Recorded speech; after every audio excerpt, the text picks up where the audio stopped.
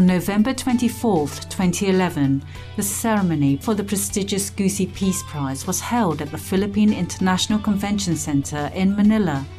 During the exuberant 3-day event, 20 outstanding individuals from various countries were honored with the Gusi Peace Prize for their contributions of respect for human life and dignity. И направление Gusi Peace Prize имеет большое значение для развития всего мира и для сохранения всего мира. รางวัลนี้ก็เป็นเหมือนกำลังใจที่จะมอบให้พระไทยรูปเล็กๆอย่างอาตมาให้ตั้งใจทำงานเพื่อสันติภาพให้เต็มที่ยิ่งขึ้น I am very happy that the Gusi Peace Prize have appreciate my contribution in international diplomacy. I hope to continue to work together because we are neighbor. We should have a peaceful coexistence. Throughout the Gusi Peace Prize events, there were dazzling song and dance performances from across the cultures, including from the host country, the Philippines. The Gusi Peace Prize was founded by the renowned Philippine internationalist ambassador and philanthropist Barry Gusi in 2003. Laureates may come from any country and from any field, including science, the government, arts, medicine, journalism, economics and religion. This year's laureates included Laotian Minister and Head of the Presidential Office, Pongsavat Bukpa, Belgium's Secretary-General and Treasurer of the World Federation of Consuls, Aykut Ken, vegetarian founder of the City Montessori School in Lucknow, India, Dr. Jagdish Gandhi, former Interpol President Norman Inkster from Canada, US Senator Emmanuel Jones, Turkish film director Ömersufu Livaneli, Jamaican humanitarian Reverend Father Richard Ryan Olung, former President of Seychelles Sir James R. Mancham, Russian economics analyst Professor Viktor Medikov, Austrian solar power researcher Roland Mossil, Russian author Vladimir Nikolaevich Mirgre, Governor of West Bengal, India Sri Mayankot Kelat Narayanan, former President of Kosovo Bejit Petole, Philippine architect Felino Palafox Jr., Bhutan's Minister of Education Kakur Yes Budel, former Liberian President Dr. Amos C. Sawyer, US President and Chair of the One World Institute Drs. Yolanda and Thomas K. Stern respectively, Colombian journalist Diana Uribe, and Thai educator and Buddhist leader Pramaha Vujijaya Vajirametti. Laos has been affected by the war. We know very well the war that's cost the life of the people and is bringing the disaster and the poverty to our people. And I think that the people know the consequences of the war. I come from a country, Liberia, that has just experienced a quarter century of violent conflict, including 14 years of a civil war. And we have reached a realization that human beings elsewhere have reached, and that is, do unto others as you would they should do unto you. Supreme Master Television asked the laureates to share more about their thoughts on ways that humanity could achieve lasting harmony. Humanity has already all the technology to make a lasting paradise on Earth. Humanity is in an all-out war against their own future. And my mission is to end this all-out war against their own future by showing that these economic theories most politicians obey are a huge calculation error. The total budget of the world, collective budget for defense, is 30 times more than what the world is spending on human resource development. All this money could be spent in building schools, reservoirs, hospitals, etc. Without peace, you can't prosper. Hindu philosophy talks of Vasudeva Kudumbakam, that the world is one family. The message is that this is one world, one planet. We need to hand over this to our children and grandchildren and great-grandchildren in a manner that their lives will be as nice or even better than what ours. If you don't have food to put on your table to feed your children, you do not feel very peaceful inside. And so these are all efforts to try to find potential of the area where the conflict is to raise the economic level so people feel like working instead of fighting. And ends cannot be separated. You cannot have high ideals and ruthless methods, because the methods end up eroding the ideals.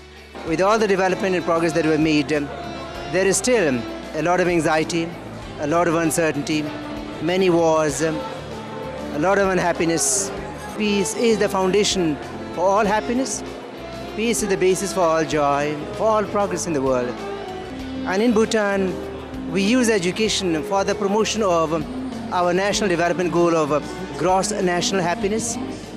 We are trying to build our GNH program through education.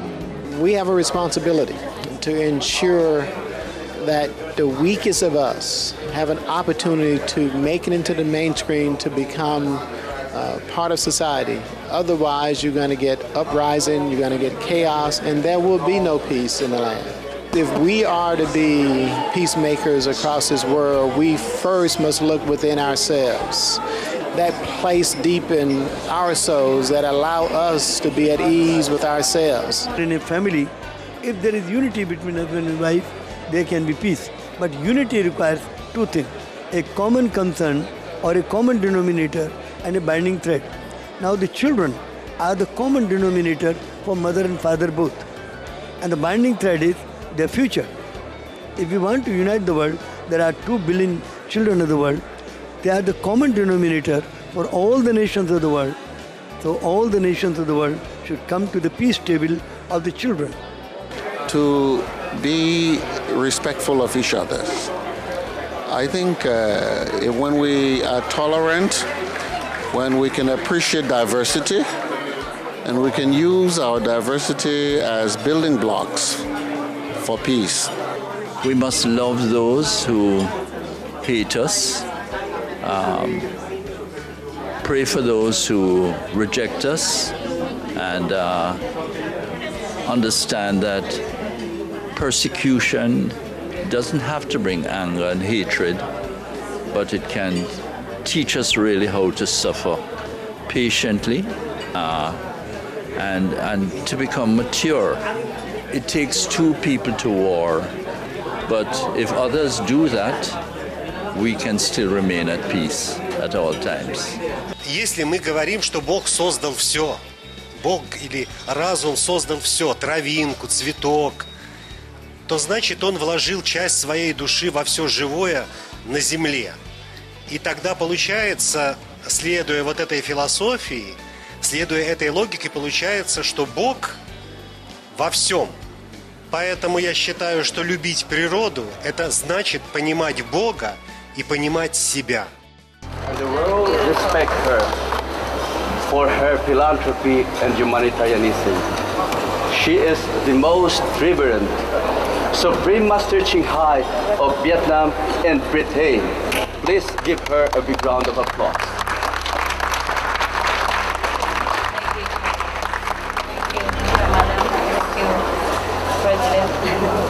Thank you, all the distinguished and honorable guests, and thank you, Philippines, for this great honor.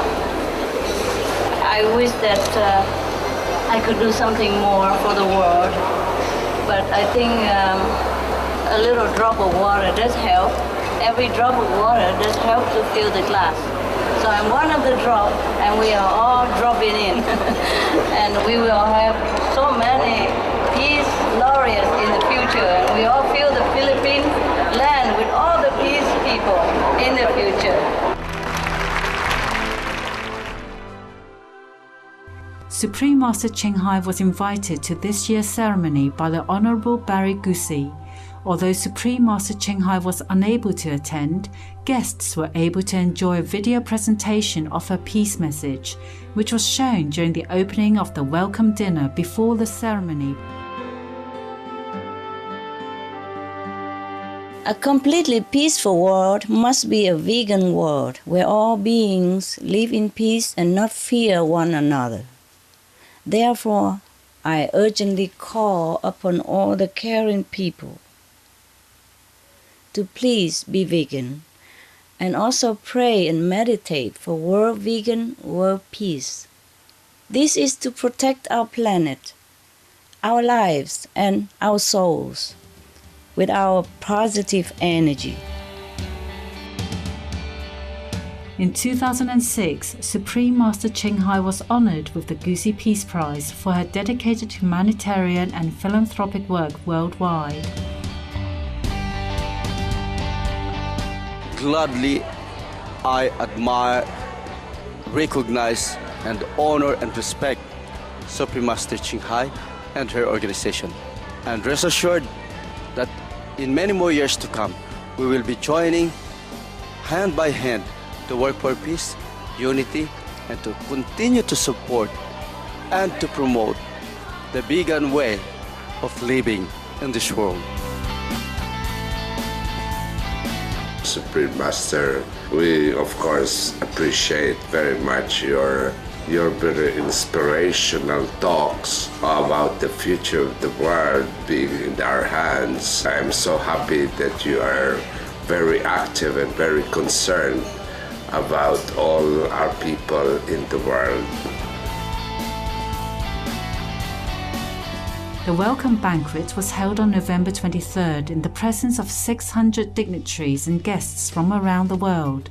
A major highlight was its completely vegan menu designed by the hotel chefs.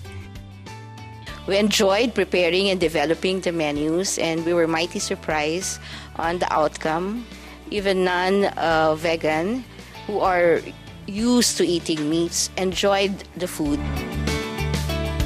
Yes, I did eat the food. It was delicious, and it was vegetarian. It was sumptuous and delicious. I think it is a wise thing to do. I tasted your vegetarian meals and I was very surprised. It looks like meat, it tastes like meat, but it isn't meat. The rich, cruelty-free banquet impressed the attendees with the powerful truth it symbolized, that peace begins on our plates. I think that is the least destructive ways of living. It shows a reverent respect for life. It's a peaceful way to exist. Our body has energy, and we can create with this energy. We say you are what you eat. And so if you eat something healthy, something like a lot of vegetables, you have a different energy that is very positive. In connection with the Gusi Peace Prize, people are always looking for peace, external peace and inner peace. But the best way to do that is to not have violence in your life. And the only way is to embrace a non-violent lifestyle by eating vegetables, going vegetarian. Once you eat more vegetables, you are calmer, more spiritual, more focused, more inspired. You feel lighter, and then you will be like me, forever young. Peace for me has a lot to do with forgiveness, with eradicating the idea that revenge leads us anywhere.